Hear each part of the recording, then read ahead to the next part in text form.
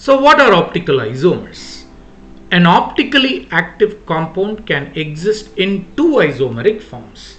One is dextrorotatory and the other one is levorotatory.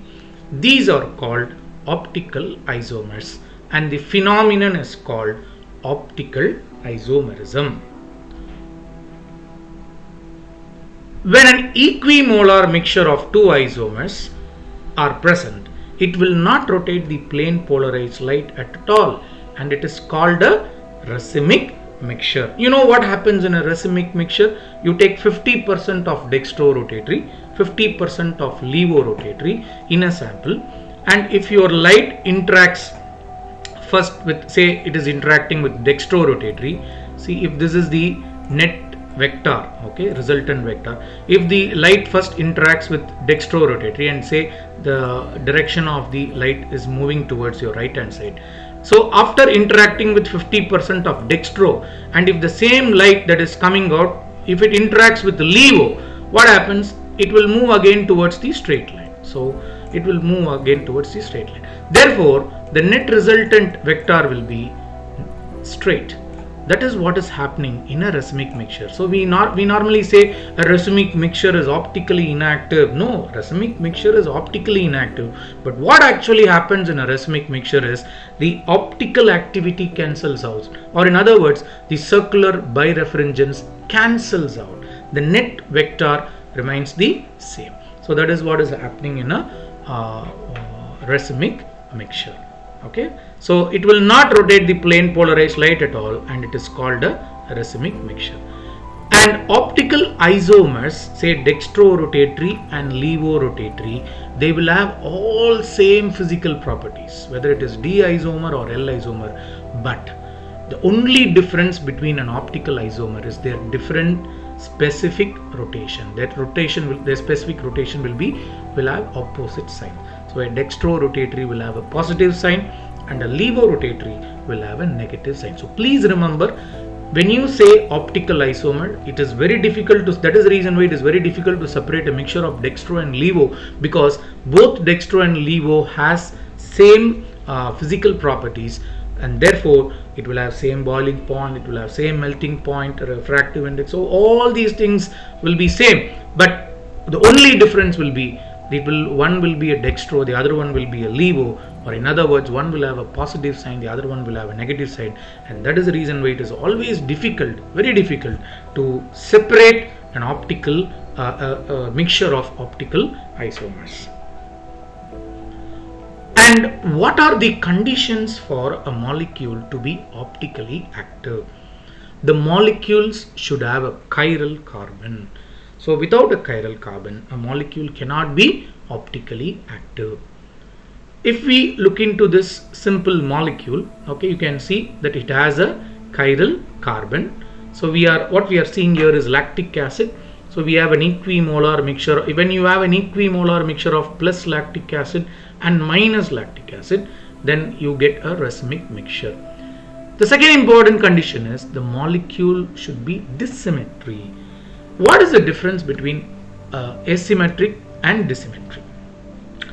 Now, asymmetric means the molecule is devoid of any symmetry elements. You can ask me, what is a symmetry element? We are going to see that in our next class.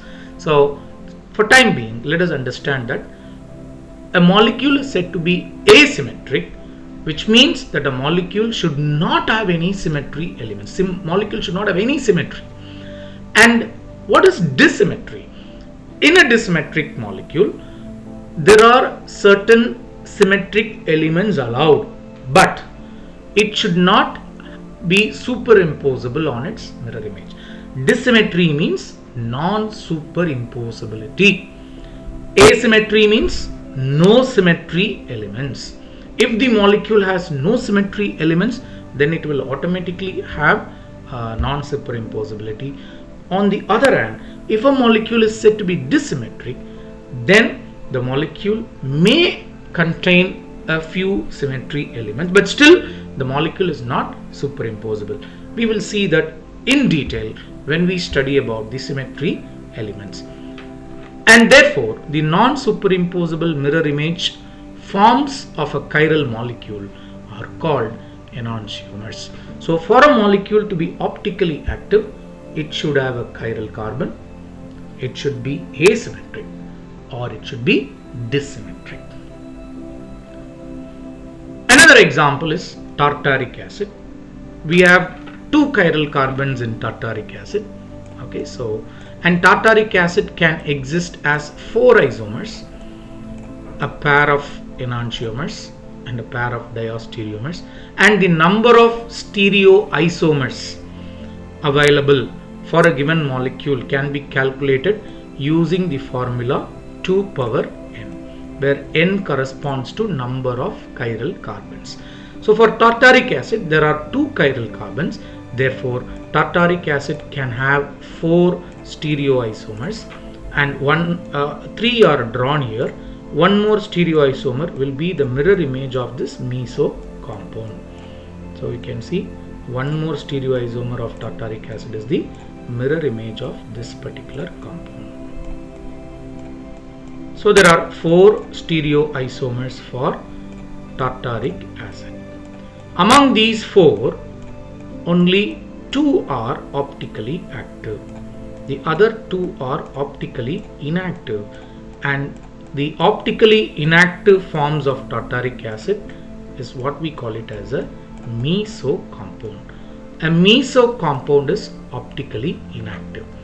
Okay, the two chiral carbons are present in tartaric acid, therefore we can have four forms of tartaric acid. Two of them are optically active and two of them are optically inactive.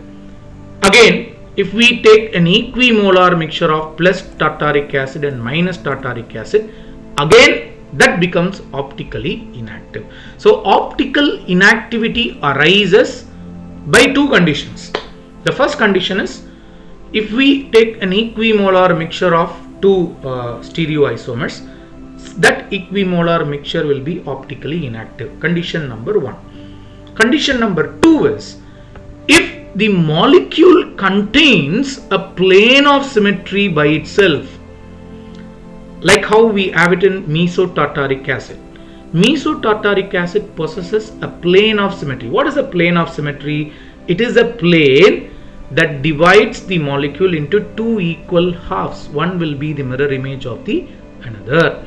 So if a molecule contains plane of symmetry, consequently the molecule is optically inactive, and this phenomenon is called internal compensation. That is, optical rotation of one chiral carbon is cancelled by that of the other. What is happening in a racemic mixture between two molecules is happening in a meso compound within the same molecule. You need to understand. Circular birefringence is compensated when we have equimolar mixture of two stereoisomers.